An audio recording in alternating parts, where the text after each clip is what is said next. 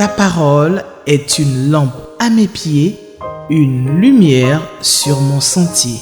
Psaume 119, verset 105. La méditation.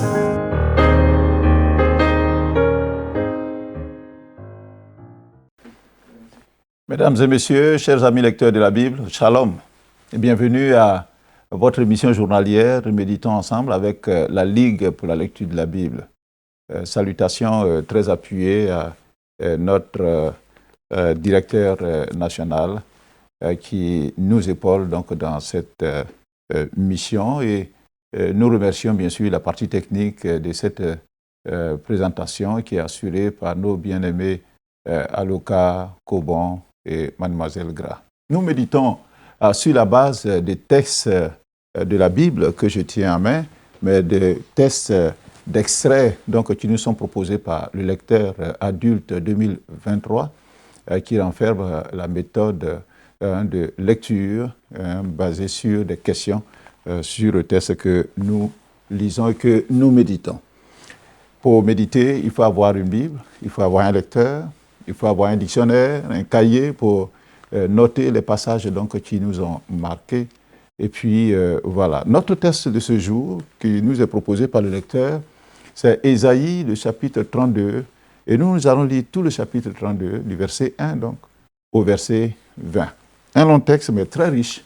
Et avant d'aller plus loin, permettez que nous courions donc au pied du roi des rois pour lui demander de nous instruire dans sa parole. Prions ensemble le Seigneur.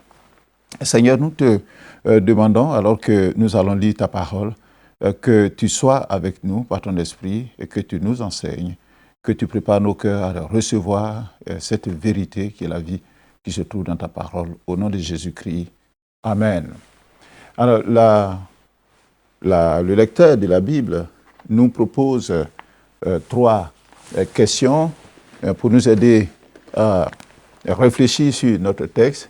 Ce sont les questions numéro 1, question numéro 5 et question numéro 7. La question numéro 1, c'est de quoi ou de qui nous parlent ces versets. La question numéro 5, y a-t-il une promesse? Et la question numéro 7, quelle vérité Dieu me révèle-t-il? Avant de lire, je voudrais donner le contexte donc, de notre texte pour ne pas avoir de prétexte et interpréter autrement.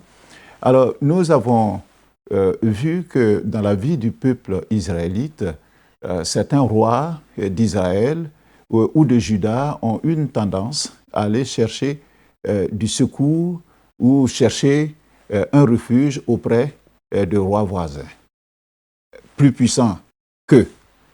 Alors, si les chapitres 30 et 31 d'Ésaïe exposent le problème et le danger qu'il y a à s'appuyer sur l'Égypte notamment, les chapitres 32 que nous avons lus, 33, proposent une autre solution, c'est-à-dire un bon gouvernement dirigé par un roi juste.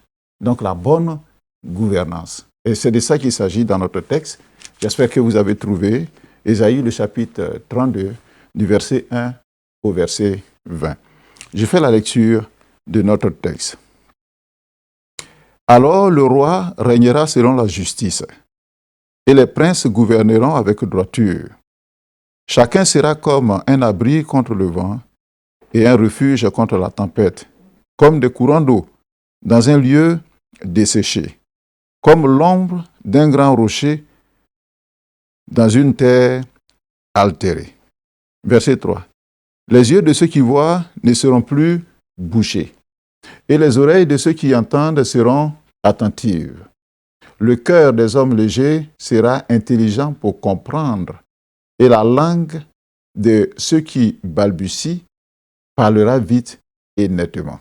Verset 5. On ne donnera plus à l'insensé le nom de noble, ni au fourbe celui de magnanime, car l'insensé profère des folies et son cœur s'adonne au mal pour commettre l'impiété et dire des faussetés contre l'Éternel, pour laisser à vide l'âme de celui qui a faim. et enlever le breuvage à celui qui a soif. Les armes du fourbe sont pernicieuses. Ils forment de coupables desseins pour perdre les malheureux par des paroles mensongères, même quand la cause du pauvre est juste. Verset 8. Mais celui qui est noble forme de nobles desseins, et il persévère dans ses nobles desseins. Verset 9. Femmes insouciantes, levez-vous, écoutez ma voix, filles indolentes, prêtez l'oreille à ma parole. Dans 1 an et quelques jours, vous tremblerez, indolentes, car s'en est fait de la vendange, la récolte n'arrivera pas. Soyez dans l'effroi, insouciantes, tremblez, indolentes. Déshabillez-vous, mettez-vous à nu et saignez vos reins. On se frappe le sein au souvenir de la beauté des champs et de la fécondité des vignes. Verset 13. Sur la terre de mon peuple croissent les épines et les ronces, même dans toutes les maisons de plaisance de la cité joyeuse.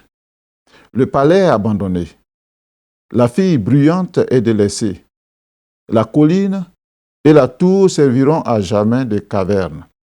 Les ânes sauvages y joueront, les troupeaux y paîtront, jusqu'à ce que l'Esprit soit répandu d'en haut sur nous et que le désert se change en verger, et que le verger soit considéré comme une forêt. Verset 16. Alors, la droiture habitera dans le désert, et la justice aura sa demeure dans le verger. L'œuvre de la justice sera la paix, et le fruit de la justice, le repos et la sécurité pour toujours. Mon peuple demeurera dans le séjour de la paix, dans des habitations sûres, dans des asiles tranquilles. Mais la forêt sera précipitée sous la grêle et la ville profondément abaissée. Heureux, vous qui partout s'aimez le long des eaux et qui laissez sans entrave le pied du bœuf et de l'âne. Amen. Alors voici donc notre texte, un texte long mais qui est très riche. S'il y a un titre à donner, moi je donnerais le règne de la justice, le règne de justice plutôt, et de paix. Le lecteur a donné le règne parfait. Donc le règne de justice et de paix. Ésaïe, l'auteur, est surnommé le prophète évangélique, au vu de ses nombreuses prédictions précises, mais détaillées, relatives au caractère, à la venue, au ministère, à la prédication, aux douleurs et à la mort du Messie Jésus, le serviteur de l'Éternel. Le ministère d'Ésaïe s'est déroulé à Jérusalem principalement et a duré 60 ans environ, un long ministère. Il couvre le règne de 4 différents rois de Juda, savoir Osias, qui s'appelait aussi Azaria, Jotam, Akaz et son fils Ézéchias. Passons en revue leur règne et leur gouvernance afin de mieux comprendre le règne de justice et la gouvernance de droiture qui nous sont proposés dans notre texte d'aujourd'hui. Le premier roi que Ésaïe a vu et qui a été donc son contemporain, on peut le dire, c'est Osias, qui s'appelle aussi Azaria. Dans 2 Rois, le chapitre 15, à partir du verset 1, il a dit que Azaria, fils d'Amatzia, est devenu roi de Juda alors qu'il n'avait que 16 ans. Et puis il a régné 52 ans à Jérusalem. Un règne long. Il fit ce qui est droit aux yeux de l'Éternel entièrement comme avait fait Amatzia son père. Seulement, pendant son règne, les hauts lieux ne disparurent point. Le peuple offrait encore des sacrifices et des parfums sur les hauts lieux. L'Éternel frappa d'ailleurs le roi qui fut lépreux jusqu'au jour de sa mort parce qu'il était allé faire le sacrifice dans sa maison, ce qui ne lui était pas autorisé. Le deuxième roi que Ésaïe a vu et c'était donc de son temps, c'est le roi Jotham.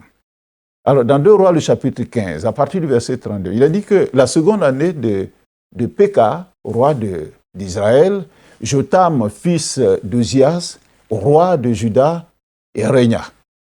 Il avait 25 ans lorsqu'il devint roi et il régna 16 ans à Jérusalem, un peu moins long que son père. Alors, vers le verset 34 de 2 Rois 15 nous dit que il fit ce qui est droit aux yeux de l'Éternel, lui aussi. Il a agi entièrement comme avait agi Ozias, son père. Seulement, les hauts lieux ne disparurent point. Le peuple offrait encore des sacrifices et des parfums sur les hauts lieux. Et Jotham bâtit la porte supérieure de la maison de l'Éternel. Et puis, dans ce temps-là, l'Éternel commença à envoyer donc contre Juda Retsin, le roi de Syrie. Donc les problèmes commencent à partir donc de ce roi-là. Le troisième roi qui a régné du temps donc de Ésaïe aussi, il s'appelle Akaz. Alors Akaz, fils de Jotham, qui vient de mourir, il avait 25 ans lorsqu'il est devenu roi. Et puis il a régné 16 ans à Jérusalem. Il est dit au verset 1, donc de ce même texte, il ne fit point ce qui est droit aux yeux de l'Éternel, son Dieu, comme avait fait David, son père. Il a dit qu'il a marché dans la voie des rois d'Israël, qui était une voie pernicieuse. Et même, il fit passer son fils par le feu, le dieu le dieu Moloch, suivant les abominations des nations que l'Éternel avait chassées devant les enfants d'Israël. Alors ce roi Akaz, il offrait des sacrifices et des parfums sur les hauts lieux, sur les collines et sous toute arbre vert. Alors Retsin, le même Retsin, roi de Syrie, qui avait commencé déjà à menacer donc son père, et Péka, qui était roi donc d'Israël, ensemble, ils sont montés contre Jérusalem pour l'attaquer. Jérusalem, bien sûr, c'est la capitale de Juda au sud. Alors, ils assiègent Akaz, mais ils n'ont pas pu le vaincre. Dans ce même temps, Retsin, roi de Syrie, il fit rentrer Élat, une partie du territoire donc d'Israël, au pouvoir des Syriens. Il va en expulser les Juifs, et puis les Syriens vont venir s'établir là, et ils ont habité là jusqu'à ce jour, comme le texte nous le dit. Alors Akaz va envoyer des messagers à Tiglath-Pileser, le roi d'Assyrie, qui était devenu fort, pour lui dire « Bon, Tiglath, je suis ton serviteur, je suis ton fils. Monte et délivre-moi de la main du roi Retsin, donc de Syrie, viens me secourir. » Akaz, pour aller faire allégeance, il va prendre l'argent et l'or qui se trouve dans la maison de l'Éternel, et puis il va aller donner ça au roi de l'Assyrie. Alors, le roi d'Assyrie va l'écouter, il va monter contre Damas, et puis il va prendre donc Damas et envoyer ses habitants en captivité à Tyr. Et il va faire mourir Retsin. Le roi Akaz, il se rend donc à Damas pour aller dire merci à Tiglath-Pileser. Et puis là-bas, il va se rendre compte qu'il a un dieu, Tiglath-Pileser a un dieu. Il va regarder donc son fétiche, on pourrait le dire aujourd'hui, donc son idole, et puis il va faire reproduire la même chose par le sacrificateur de l'époque. Et il va faire reproduire donc le dieu, le assyrien, chez lui à Jérusalem. Il est dit que le sacrificateur Uri construisit un autel entièrement d'après le modèle envoyé par Akaz, donc de Damas. Et puis à son retour, Akaz va monter donc sur cet autel. Il va brûler donc des parfums. Il va faire des libations. Il va répandre donc du sang sur cet autel. Et puis désormais d'ailleurs, il va demander à tout le peuple de venir adorer sur cet autel qu'il a importé donc de l'Assyrie. Quelle déchéance! Voici ce que Akaz a fait le troisième roi. Le quatrième roi, par contre, qui est fils donc d'Akaz, il s'appelle Ézéchias. Dans 2 Rois, le chapitre 18, le verset 1, il a dit que Ézéchias, fils d'Akaz, avait 25 ans lorsqu'il est devenu roi, et puis il a régné 29 ans à Jérusalem. Lui, par contre, contrairement bien sûr à son père, qui a été impie, lui, Ézéchias, il va faire ce qui est droit aux yeux de l'Éternel, entièrement comme avait fait David, son père.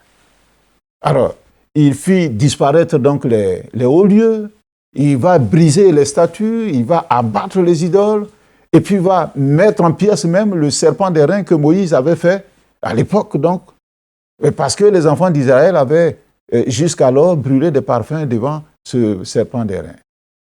Et il appelait Mehushta. Alors, qu'est-ce qu'il va faire encore, Ézéchias? Il va mettre sa confiance entièrement en Dieu, dans le Dieu d'Israël. Et parmi tous les rois de Juda qui vinrent après lui, ou qui le précédaient, il n'y en a point eu de semblable à lui, Ézéchias. Le texte nous dit qu'il a été très attaché à l'Éternel. Il ne se détourna point de l'Éternel. Il observa les commandements de l'Éternel que Moïse avait prescrit. Et l'Éternel fut, parce qu'il a été obéissant, il fut avec Ézéchias. Et Dieu va lui donner la réussite donc, dans toutes ses entreprises. Il va se révolter d'ailleurs contre le roi de la Syrie. Et puis il ne va plus lui être assujetti. Il va battre en guerre donc, les Philistins à Gaza. Et puis il va ravager donc leur territoire. Il a été un roi béni. Et 2 Rois, le chapitre 20, le verset 20, nous dit que Ézéchias, il fit des exploits. Il fit donc un étang et puis un aqueduc pour venir alimenter la ville donc, de Jérusalem. Et puis beaucoup de choses donc, qu'il a faites, tout simplement parce que lui, il a compté sur l'Éternel, mais pas sur les rois voisins. Quel contraste entre le règne d'Akaz et celui d'Ézéchias, donc son fils. Le père Akaz a perverti le culte dans le temple de Dieu en y important des pratiques donc impies de la Syrie. Le fils Ézéchias, lui, il a fait disparaître les hauts lieux. Il a brisé les statues. Il a abattu les idoles. Le père Akaz, il n'a pas fait ce qui est droit aux yeux de l'Éternel. Mais Ézéchias, lui, il a fait ce qui est droit. Entièrement comme David, son arrière-grand-père, on dit son père, mais c'est son arrière-arrière-grand-père, comme David a fait. C'est donc à juste titre que Ézéchias a été appelé le bon roi de Juda. Alors, sous le règne d'Ézéchias, le peuple de Juda jouissait d'un temps de grâce particulier. Et pendant ce temps de grâce, les prophètes annoncèrent avec beaucoup de zèle les conseils et la volonté de Dieu. Et les prophètes donc vont faire entendre ce qui touche au Messie, c'est-à-dire la venue du Christ, sa vie, ses souffrances et son règne. C'est ainsi que le prophète Ésaïe, qui est son contemporain et qui a vu donc les grâces dont il a bénéficié, et sous l'inspiration du Seigneur, il va rêver de bonne gouvernance parce qu'il a vu que quand on gouverne bien, avec justice et qu'on met sa confiance en Dieu, alors Dieu bénit le règne. Alors le texte que nous venons de lire peut être divisé donc en deux parties. Le chapitre donc 32 de Ésaïe, on peut le diviser en deux parties. Du verset 1 au verset 14, on peut lui donner le titre de « Le règne du roi juste attendu ». Et puis, du verset 15 au verset 20, donc à la fin, on pourra mettre le titre « L'effusion de l'Esprit de Dieu ». Alors, le règne du roi juste. Il est dit au verset 1, il dit « Alors le roi régnera selon la justice et les princes gouverneront avec droiture. » Ésaïe 32, verset 1. Ésaïe, le prophète, auteur donc de ce livre-là, s'attend à ce qu'un règne juste et une gouvernance droite s'établissent dans le futur. Et il ne s'agit pas d'un point de vue purement eschatologique. C'est un mot qui est peut-être gros, mais qui veut dire seulement ce qui concerne la fin des temps, la fin du monde. Donc il ne s'agit pas seulement de cela, où le Sauveur reviendra établir son règne sur la terre. Ésaïe aborde aussi dans ce texte que nous avons lu la crise de son temps, le temps où les populations de Juda et d'Éphraïm recherchent donc la paix. Alors, on a vu qu'en son temps, au temps donc d'Ézéchias même, il y a eu la diplomatie qui avait joué un rôle, mais la diplomatie avait échoué. Et le peuple, comme son chef, était dans une sorte donc de désespoir. Parce que c'était un temps où la Syrie régnait, c'était un peuple arrogant et un peuple qui dévastait tout sur son passage. Alors historiquement, Ésaïe parle probablement de la vaine tentative du roi Ézéchias d'éloigner Sanchérib en lui payant un tribut considérable. Pourtant, ce présent n'apaise pas Sanchérib. Ces messagers, à la langue barbare, comme on les appelait, qu'on ne comprend pas, exigent que Ézéchias ouvre toutes les grandes portes de Jérusalem pour qu'ils y entrent. Comme le roi de Juda refuse, l'ennemi assyrien commence le siège de la ville. Les habitants peuvent désormais mesurer les conséquences d'un gouvernement incapable d'assurer sa protection et sa paix dans la vanité donc d'une sagesse purement humaine. L'étau donc se resserre sur le peuple qui est apeuré. Et c'est ça le verset 10. Il dit, dans un an et quelques jours, vous tremblerez indolente, car sans effet de la vendange, la récolte n'arrivera pas. Parce qu'ils ne pourront pas sortir pour aller récolter, parce qu'ils seront en train d'être envahis par le peuple. Alors, face à ce triste tableau de l'avenir du pays, Ésaïe propose l'alternative valable. Et cette alternative, c'est une royauté de Dieu. Une royauté commandée, dirigée, orientée par Dieu. Heureusement, quand il a proposé cette alternative à Ézéchias, le roi a saisi l'occasion juste à temps. Et son avenir et la paix ainsi que l'avenir du peuple et la paix du peuple ont été préservés, en ce sens que Jérusalem n'est pas tombée, même si le reste de la campagne était sous domination des Assyriens, de l'armée assyrienne. Alors, cependant, Ésaïe voit plus loin et il anticipe le moment où la royauté de Dieu sera accueillie à bras ouverts, aussi bien par les chefs que par tout le peuple. Il annonce dans 3 passages précédents la venue du roi de justice et de paix. Parce qu'il se rend compte que la paix ne peut pas venir des hommes.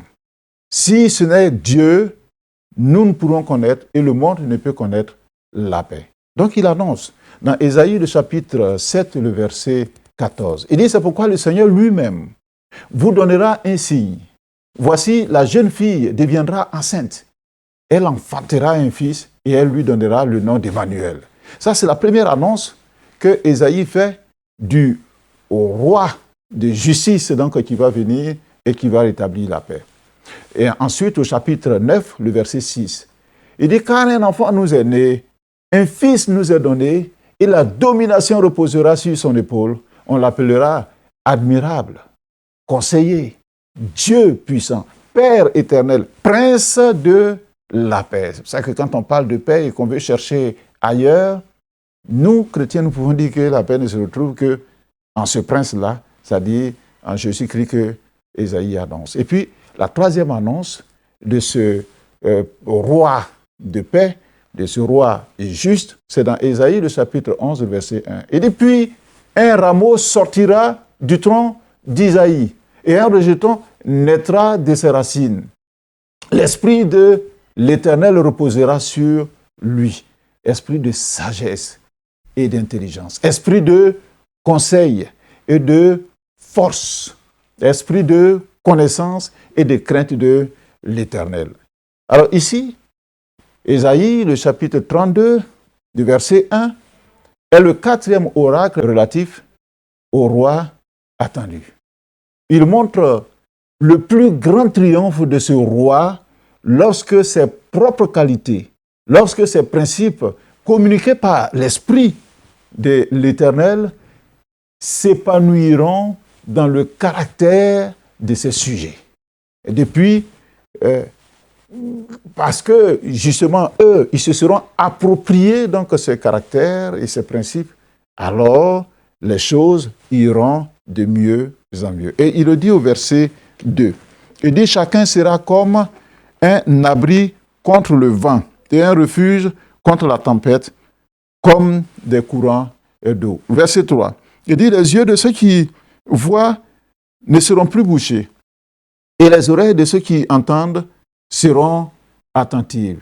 Et puis le verset 4, il dit, le cœur des hommes légers sera intelligent pour comprendre, et la langue de ceux qui balbutient parlera vite et nettement. Ce roi juste, qui aura des gouverneurs droits, nous est aussi présenté par Jérémie le prophète.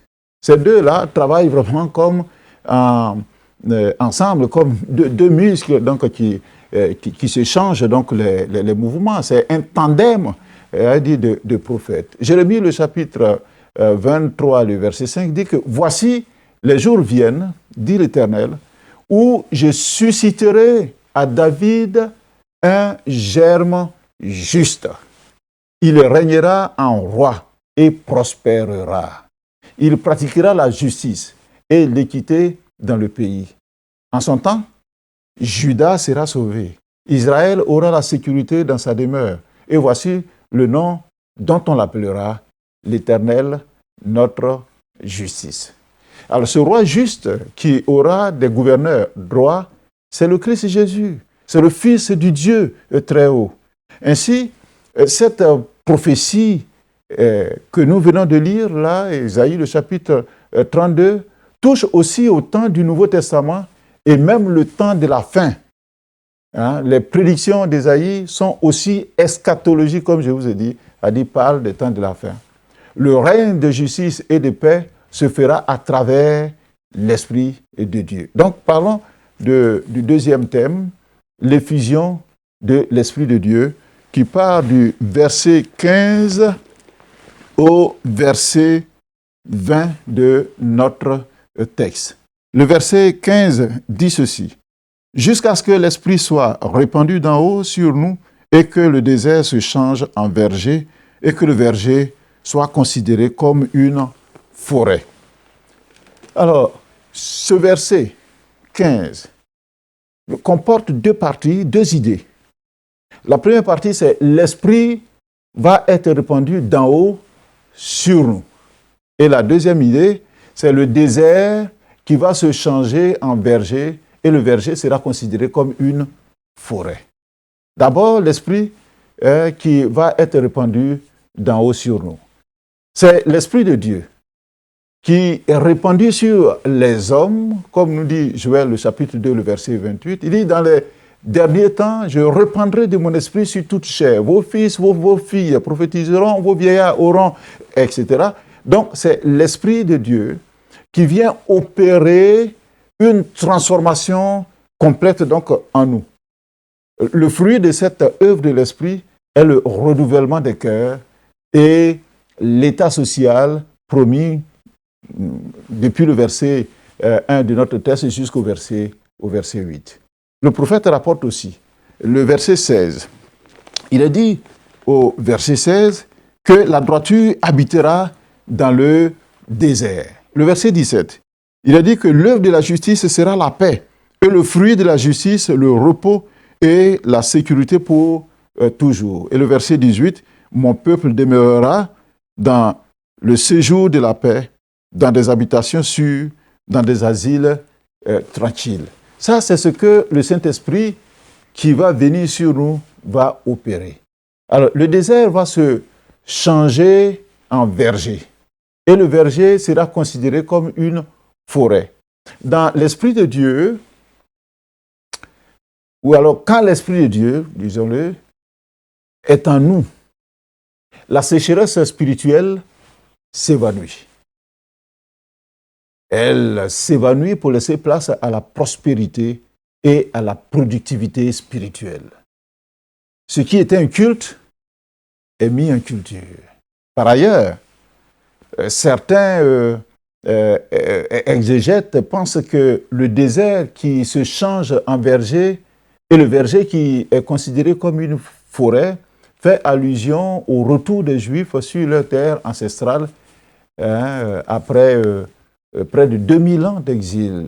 On sait que quand le Seigneur est venu, parce qu'ils n'ont pas cru en lui, ils ont été matés donc par les Romains, dispersés dans le monde entier, et après donc l'Holocauste qui s'est passé dans les années 45, lors de cette guerre mondiale, les Juifs donc sont retournés sur leur territoire en 1948, et quand ils sont arrivés dans ce désert, ils ont fait reverdir cette terre sèche par des techniques donc révolutionnaires, notamment le goutte à goutte qu'ils ont inventé de toutes pièces.